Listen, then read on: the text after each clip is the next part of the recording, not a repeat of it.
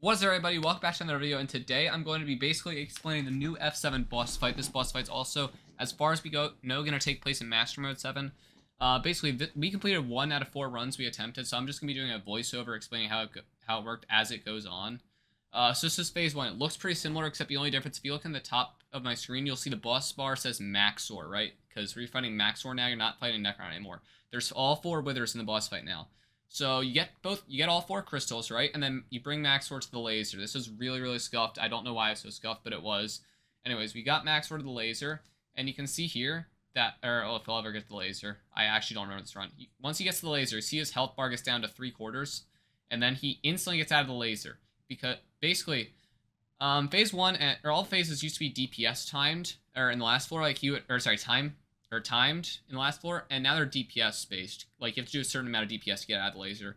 But as you can see, you have to get the crystals twice now to get this, or the last quarter of his HP. Also, after you do the first 3/4 of his HP, he'll go into Frenzy, and it'll shoot you a ton. He drops TNT that does 8k damage. TNT doesn't do a lot of damage.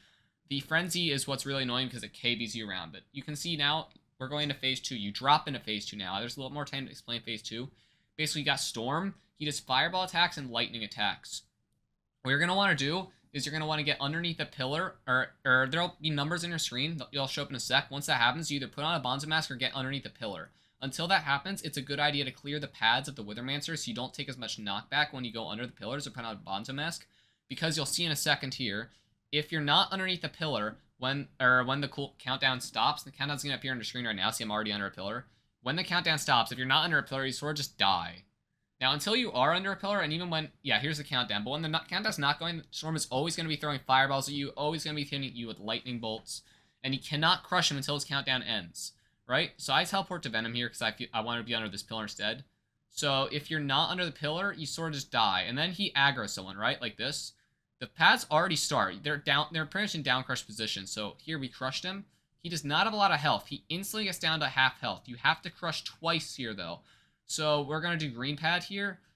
He's sort of coming over. He gets crushed here. You can still sort of up crush like that. The pad wasn't all the way down. It's weird. It's weird. And so phase 3 is pretty similar. That's phase 2. That's phase 2. Just crush him twice, DPS twice. It's a little complicated at the beginning. You just sort of clear pads, and then you go under a pad or put on a Bonzo Mask. And then after that, it's pretty much similar, except there's lightning. Phase 3, you cannot get over to other areas. In fact, if you try to go over to other areas, it insta-kills you, so do not. All the terminals are still there, except there's new types of terminals, and in addition to that, there's TNT that sort of just explodes randomly, and Wither Cloak is useful now. Like, lower level players use Wither Cloak, but high level players did not, or most of them did not, because at least didn't use it a lot, because it wasn't that useful, and it just blocks your clicks. But the thing now is lava does a lot more damage. It used to do like half your health. Now I'm noticing it does like at least 2/3 of my health, if not more. So lava is doing more damage. And also Goldor is going to throw swords at you. You can sort of see Goldor in the distance. He throws his swords at you. You will not take knockback from these if you have a Shelmet. Or if you have a Shelmet, that's good. So you definitely do need a Shelmet in this phase. And I only got one of the 2 new types of terminals in this entire thing. I didn't get 1 and 2. All the terminals, like the boss fight, the arena itself is the same for terminals, but the terminals themselves, there are 2 more, and there's TNT that just blows up when you get near it, and maxor, and all that stuff. Like, see, I'm actually using Wither Cloak here. I would have never used Wither Cloak for a single lava jump, except it does so much to your health now. So, basically, this is just it. You can't actually stomp through these. There's barriers. You can't go over it. There's barriers. There's walls. You can still blow it up with Infinite Boom, with Mage passive, or not passive, with Mage ability and with Explosive Shot. By the way, quick thing about a dungeon orb. If you have lock slots on or block dropping items on with like SBA or something, Control Q will not activate your ultimate, or will not activate your ability, and Q will not activate your ultimate. So you have to either click it with a dungeon orb, which I don't recommend, or just unlock the slot. Like if you have the slot locked, unlock the slot. Here, see, I got close to the TNT, and I think it explodes in a sec. No, he threw his sword of the TNT and it exploded. So if he throws his sword of the TNT, it'll explode.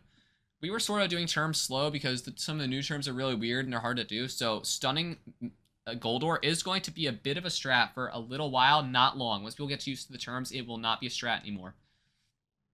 Again, moving on to 3. I think I get one of the new terminals here. Yeah, this is a new terminal. Basically, you see the purple bar. When the green thing goes to that, you want to click the clay on the right side when the green glass is inside of the purple one. It's like in that column, I guess. Okay, ever so slightly better explanation. When the green stained glass moves to the same column that the purple glass is in, you click the green clay in that row corresponding to that glass. Like, you'll start at the top row, then I'll go to the second to the top, second to the bottom, and then the bottom, right? It's not that hard of a terminal. So while I did that, everyone else did, like, all the other terms because they were easy. And they're doing device right now. I don't know why device took so long. As you can see, I sort of just blew it up with Infiniboom here. And then I think I get the same terminal again on my second term in 4. So you have to do all the terms as a team. Yeah, I got it again. There is one more terminal. I don't have a clip of it right now. Basically, you have to click all of the squares to become the same color. As you click them, they'll go into a different color in an order. Like, there's an order they do it in. I don't remember the order. What you're trying to do is you're trying to make them all the same color as the top left square. So get used to the order and then start learning to do that. So for this one, or for the end of phase 3, you have to go over here. This is what we did. We went over here because Goldor comes here. And if you stand too close to Goldor, he will frenzy you. Now, he does start shooting skulls. When he shoots skulls, you need to DPS him. He actually has a health bar and you can actually DPS Goldor. Once Goldor dies, once his health is gone, he sort of just dies. And then you're going to drop down into phase 4. Again, you sort of just drop down. Right? Like, you just drop straight down, but Necron sort of catches you before you hit the ground. You'll see in a sec if it'll ever load. Waiting. Goldor is just gone now. I didn't notice this, but everyone dropped down, so I got down a little late. But even if you don't go down, he does drag you down. He sort of just holds you here. And for this one, he does delete that, so Wither Cloak isn't a bad thing to use there. I don't know why I used it here. You get blindness for a sec. I don't know. But basically, you just have to DPS him to mid, and then DPS him at mid, so he doesn't frenzy.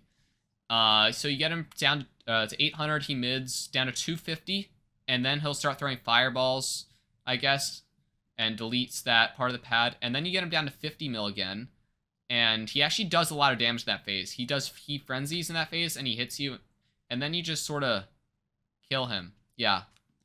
We did really good DPS because we had a competent burst, but for a lot of people, you're not going to have a burst as competent. Also, be careful of the TNT when he dies. But for a lot of people, you're not going to have a burst that does that much DPS. So I would recommend Archer mid, maybe Burrs mid, Mage can send him to mid. I don't know. I did not just open the wrong chest there. Shut up. Anyways, that's how you do the new F7 boss fight. As I do more runs, because I've only been able to complete one run because F7 sort of died.